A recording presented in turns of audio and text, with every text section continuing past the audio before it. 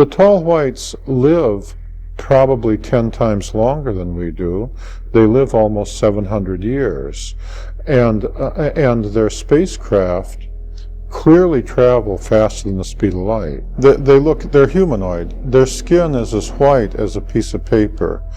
Throughout much of their adult life, they're the same height that I am, 5'11", 6 feet tall. They have large eyes. Their eyes are perhaps twice as large as ours. They're typically blue, and then blue eyes with white pupils. Although when they get older, especially the men, their eyes take on a pink shade. Their eyes stretch further around the sides of their head than human eyes do, and their ears and their noses are only about half the size of human ears and noses, and their ears lay back along the side of their head more than a human does. Their lips are not as prominent as humans, and they don't have teeth. They just have ridges because they're plant eaters. They don't eat meat. They have much less hair than we do. They don't have any hair on their arms, and the men don't have beards. On their head, they have only about half as much hair as humans, and their hair is so thin and transparent that they appear to be platinum blonde. Okay, sometimes when they keep their hair cut short, sometimes they don't appear to have hair because it's so thin. Their body structure is more frail than ours. The alien whose CIA name was Range 4 Harry, for example, one time I saw him walking in the soft dirt over on the southwest side of the Range 3 lounge, and after he had left, I went over and measured the depths of the footprints he left.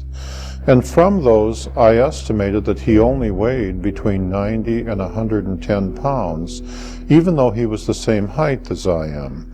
Their bones are only about half as big as ours. Their thumbs are only about half as long, but their fingers are longer in proportion to their hand than ours, and they're way more flexible. But it also means that they're not built for heavy lifting. We're built like gorillas compared to them, you see. They have men, women, and children. And if the men and women are standing side by side and not walking or moving, it's frequently not possible to tell which one is the man, which one is the woman, especially for the young adults. When they get older, then there are obvious differences, but in the facial structure and the bones and stuff. But especially for the young adults, it's entirely possible for two of them to be standing side by side, and if they're not moving, to be not sure if you're talking to men or women. Once they start moving, though, then it's very obvious which ones are the men and which ones are the women, because the men are more like human men. When they walk, they kind of go pound, pound, pound, whereas the women are much lighter on their feet and much more animated. The women are much more like human women, much more willing to talk than the men. It wouldn't be at all unusual for, say, four young men to come around and not have any reason to say anything, and not say anything, to just come around and to just come and not say hello, not say goodbye, not say anything in between, and just stand and look at you. Whereas the women, if they came, usually the women would say something like, typically, is it okay if the children play while you release the balloon? Or usually if you ask the women something, they would have some questions, or at least some conversation. But they never came the tall whites never came just to talk with me. If they were talking with me, it was always as part of the reason they came. The women were very proud of the fact that they loved their children. The men were too, but the women were immensely proud of it. If a tall white lady came and she had children with her, a very common way for her to start the conversation would be for her to ask me, using English, which she had learned, do I understand that they love their children more than human women love their children? Or in other words, I want to make sure my children are safe, you see. And of course, when I said, yes, I understand that, then they would noticeably relax and feel happier. If a tall white lady came with children and she didn't say anything, a common way for me to start the conversation would be for me to say, I understand that you love your children more than human women love their children, and then she'd relax and feel better. In many ways, the tall white women were like female gorillas. You could consider the children to be untouchable, okay? If you touch the children, the mother might kill you, no matter how pleasant she seemed, no matter how close the child came. So, for example, and I speak from direct experience, if I was standing by my theodolite and the child wanted to look through the theodolite and the child was right there, then there's no way in the world that it would be suicide for me to reach over and touch the child. That will upset the mother. And for example, on one evening, this tall white lady came who I had seen a few times before, but she wasn't a regular, and she brought 3 children with her. And she was somewhat older than the typical young adult, and therefore somewhat taller. She was 6'1", 6'2", and following the usual so-called protocol, she had come down the bunker road with her 3 children in an obvious manner to let me get used to the idea that she was coming with her kids. And then when she got to the end of the bunker road where the range boards were, she began approaching me directly. I was halfway across the square. And as she got closer, perhaps 20 feet, 15 feet, even though I'd gotten over my fear of the tall whites, because you had to treat each one as an individual, I found it a little intimidating that she was coming that close. And so I backed away from my theodolite towards the generator shack. And she said, is it okay if the children look in my weather shack while I took my report? And I said yes, and so I backed away to the generator shack and stood with my back to the wall of the generator shack and left her standing just to the northeast of my theodolite and, said, take all the time you want. And so then the 3 children went into my weather shack, like kids do, and they didn't touch anything or move anything, but they were just looking around out of curiosity. As I and at the time, as she stood there, she was looking at her children who were in the shack. Now, I'm not sure they were all her children. Usually, when the tall white lady came with 3 children, the typical contingent, 1 would be hers and 2 would be the children of someone else. Typically, she'd be babysitting 2 kids and bringing 1 of her own. And so she was watching the children. I became concerned because I had a can of Coca-Cola, which was in a metal can, sitting on one of the shelves. Now, the tall whites wore suits when they came at night that put out a zone of fluorescent light and radioactive particles. The suits protected them from things, like if you threw a rock at them, the rock wouldn't hit them, it would get to that zone and fall to the ground. It also allowed them to levitate, especially the children. But they had to balance themselves when they did so the children might use the suits to levitate. The adults usually didn't levitate very much, 9 inches or so, but it worked like an elevator, as I'll describe later. And I became concerned that since the children had their suits on, usually the kids turned off the power to their suits when they went in my shack, and I became afraid that they would get next to that can of Coca-Cola and might be in some danger, in which case I might be blamed, It would have been suicide for me to go over to my weather shack and speak to the children. The mother might well have killed me if I'd done that. There's no way in the world you could go over there and say, children, don't do this, children, don't do that. You're just taking your life in your hands to try that. You have to talk to the mother, and that's how the tall whites are. And on the other hand, she wasn't looking at me at the time. And so what I did is I took 2 steps forward and stopped and stood there with my hands at my side and my feet, not moving, and waited for her to see me. And of course, when I took 2 steps forward and stopped, then she looked over where I was immediately. And then when I had her attention, I said, I'm worried about the safety of the children. I have a can of Coca-Cola there in that can, and I'm worried that the children might be in some danger if they get too close to it. And the mother said, I'll handle it. And then the mother obviously communicated with the children, and the children were very well behaved, and they stayed away from my can of soda pop. The children never disobeyed their parents that I ever saw, and the parents would do anything for their children. So when they traveled in family groups, they were very tightly knit. When the women came around, they never came around alone. None of the tall whites ever came around alone. They always came around in groups, and the adults were always well armed.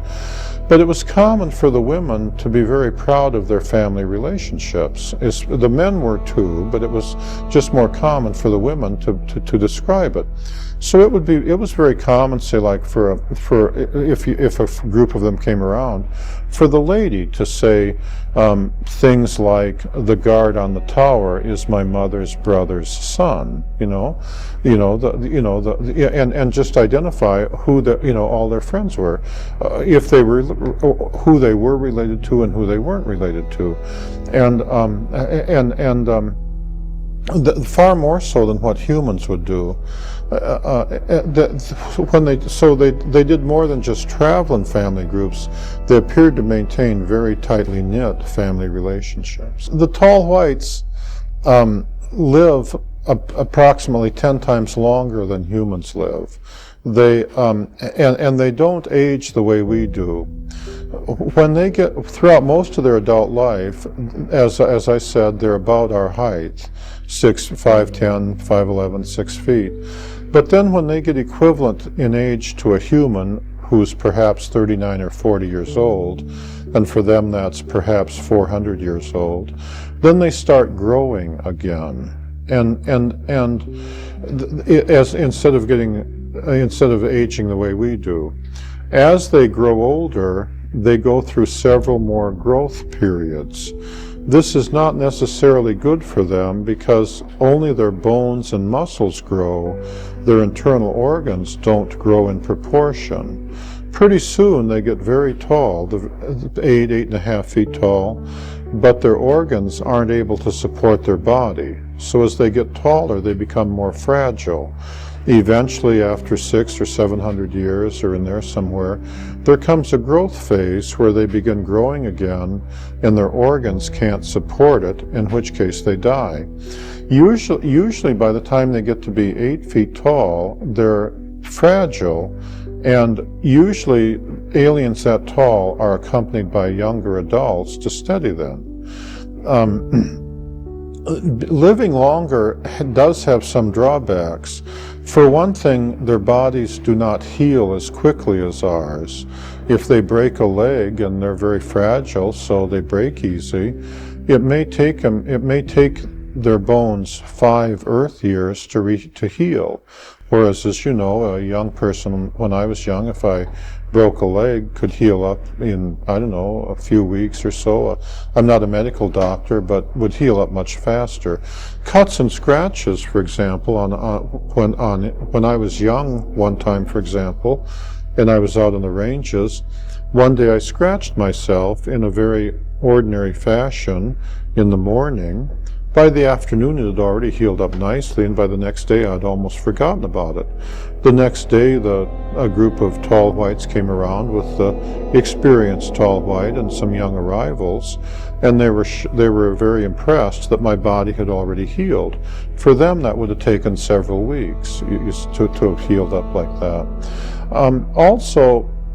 Although they're considered to be more intelligent than we are, because their nervous system runs 2 or 3 times faster than ours does, it does have some drawbacks. They tend to, when they're doing something, they tend to focus in on it more carefully than a human would. And they're therefore very easy to surprise when they're engaged in something. One time, when a group of tall whites came around with the usual experienced guard and a group of new arrivals. It was the morning run, and I was young. I was doing what we all do. I was drinking soda pop, I was eating peanuts, I was talking, I was playing to the music. I was doing my balloon. I'd released a balloon and I was tracking my balloon at the theodolite, and I was singing some songs and dancing around too, to some Mick Jagger songs, all kind of at the same time while writing down my numbers. And one of the new arrivals asked the experienced guard, are all humans able to do that? Because I was multitasking. The tall whites wouldn't have done it that way. They would have just eaten and concentrated on eating, or they would have just taken the readings and concentrated on the readings, or sang their song and concentrated on singing their song. And so they appreciated, as I did, one of the first agreements that I negotiated with them. We agreed that they wouldn't come up behind me and scare me. They could do so very easily. And I wouldn't come up behind them and scare them. You see, if I saw one of them out in the desert and it didn't appear that he had seen me, that I wouldn't approach him. I would just stay where I was and make a sound or sing one of my songs, such as the song by Ricky Nelson, It's Up to You, because I've done everything, and until I was sure they had seen me. And then I wouldn't approach him. I would just stay where I was. And if they chose to come closer to me, they could approach me as close as they felt until they didn't feel comfortable. An experienced troop might come right up to you 10, 15 feet. A new arrival might stay back out there a quarter mile, because it varied depending on which one you were talking to. On the other hand, if they chose to move away or to run away, I wouldn't pursue. Okay, I would stay where I was, and they could leave, and they could come whenever they wanted and leave whenever they wanted. The reverse was true. If they were approaching me and they got too close so that I felt uncomfortable, as in the case of the tall white lady at the theodolite stand, I would back away and they would stay where they were until I had backed away to where I felt comfortable. So that before we began talking, we would first come to a distance where we both felt comfortable. You see, I've always felt that was, and then if I got too uncomfortable, if I felt like going away, they wouldn't pursue. And I felt that was very important in being able to deal with the tall whites, because it allowed both me and the tall white individual, whichever one I was dealing with, to come to a common distance where we were willing to talk to each other. For some, like the teacher or Range 4 Harry, that might be as little as 10 feet. For others, like that tall white general, well, I didn't want him closer than a quarter mile, yeah, and that was a real important, that was one important agreement that we agreed on. And if I were to see one today out in the desert or out in Indian Springs Valley or out in the town of Indian Springs or whatever, I would still be living by that agreement. If you enjoyed this, make sure to watch the next video on Awaken Zone. Don't forget to subscribe and hit the notification bell, but you won't want to miss what's coming next.